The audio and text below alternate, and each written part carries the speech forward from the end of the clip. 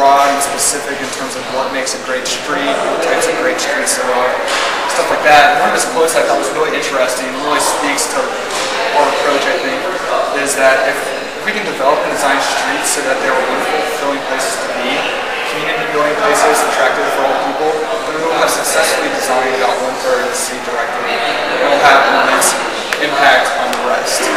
So basically, that's kind of our concept. If we can design great streets that accomplish these two goals, which are the two primary ones identified, provide access for vehicles and pedestrians and create a sense of place, we figured the built form can kind of arise from these great streets, and that'll take care of a lot of it, and also sort of set the framework for future development and phasing and stuff like that. So with the framework in place for these streets, we developed our plan, and we looked at different precedents to see what the nature of the different streets should be, based on the relationship of the existing conditions, the big loss of wages.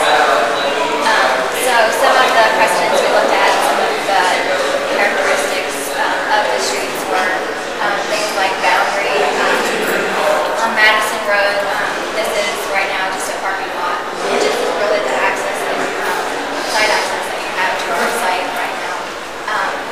So we're looking at streets that create a boundary that's more aesthetically pleasing than would be perhaps streetlined.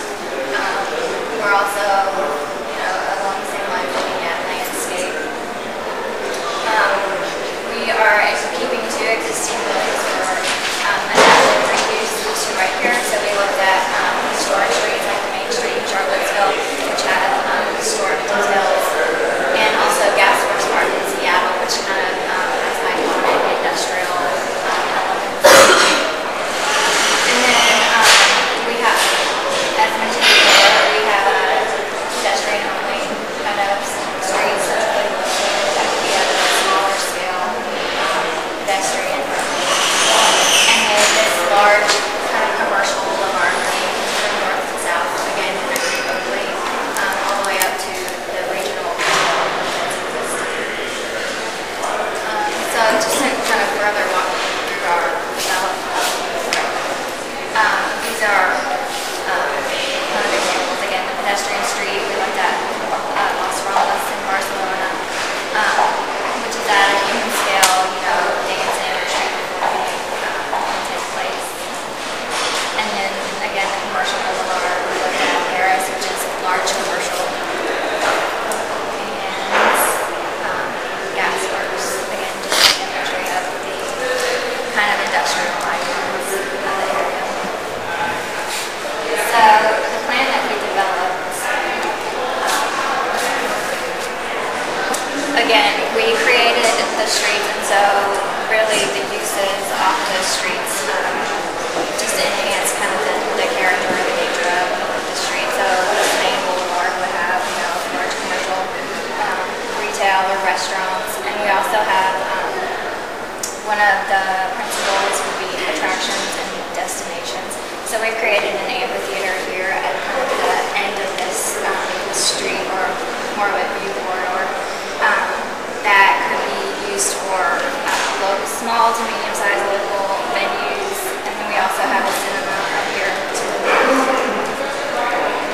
And then again, our pedestrian scaled street would have small retail and restaurants, and then second floor residence or office space.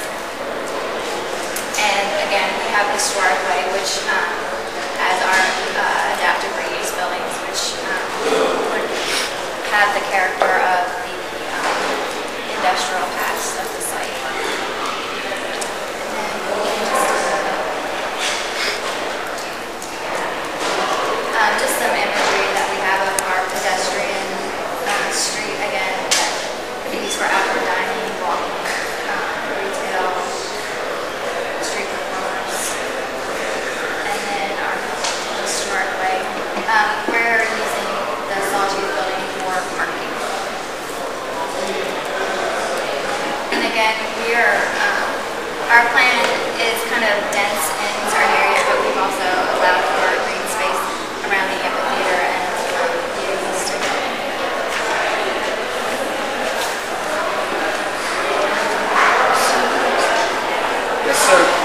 touched on the whole parking situation and how we're dealing with it a little bit, and I'll get into that more with our program. But I think what we recognize with this is while it is very pedestrian friendly to serve a lot of the local population as well as regionally when they actually get in there, doing what they came there as sort of the major destination. We really recognize that the primary way people are going to get here, especially since it is serving the region, is through the automobile. And right now the approaches into our site, which we touched on some, especially coming from the north and south, and pretty much everywhere actually right now, isn't the most pleasant experience. So we wanted to sort of design and shape how people enter and move through our site through the car. We figure pedestrians will sort of find their own way and sort of do their own everyday urbanism type of thing in these spaces. So we wanted to kind of focus on the car, which we think is a problem but opportunity at the same time. And basically, most people will end up in that big sawtooth building. What's that?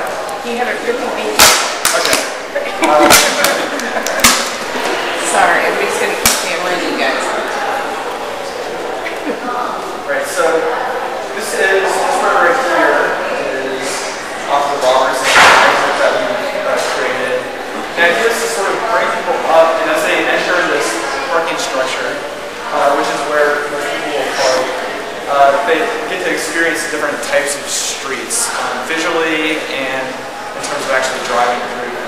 Some of these nodes that are identified as they come into the site are our pedestrian street, which is right here, along with right here. You have this commercial boulevard, and then you have the historic iconic way that these old buildings are preserved from the site. And that's within our site. Moving to our next slide, one of the things we also wanted to design as best we could is actually the approaches when you're not technically in the site, but as you're getting there, to kind of give you clues of what kind of lays beyond, even if you're not necessarily going to the Foundry. This is actually Robertson, so this is our sort of main entry. And what we've done is apply some of the principles of the great streets, having the streets kind of down the median, probably a little bit of traffic calming since it is. There is a little bit of residential on that road. Just trying to create sort of a pleasant arrival to our site. So it's not just this is terrible, I don't really like it, that's not even you're in our site. We kind of want to have a sort of transitional zone. Our next design is going from Ibsen, which is how most people will get there from the north. There's a new road called the Kennedy Connector, which is being built, which sort of wraps around here, and that also comes in through Ibsen. One of our strategies, especially when people are experiencing a big box or something that trees and streetlights aren't going to really block or stuff like that, is to actually have some industrial ruins that can be signage or sculpture that are left over from this site, scattered kind of about to let people know, once again, give them sort of visual clues of what's going to be. We have a biker in that picture, recognizing that people can get there from the bus, from bike, from walking, and how do we shape each one of those experiences. Now this is our program, and actually we'll go over to the poster to explain this one. The Go Cincinnati Plan, which is the Growth and Opportunities Plan for those of you who are familiar, it was released in 2008. It was devised to increase Cincinnati's tax revenues through targeted economic development initiatives and place-based development. The Madison corridor was identified as one of 3 economic opportunity areas for the city, and as such, the Foundry's programs respond to the goals outlined in the plan. And so in the Go Cincinnati Plan, they actually give specific square footages and land uses that they feel would facilitate the goals in this Madison corridor area. We felt that actually this site can pretty easily accommodate all of these goals. This diagram, what it does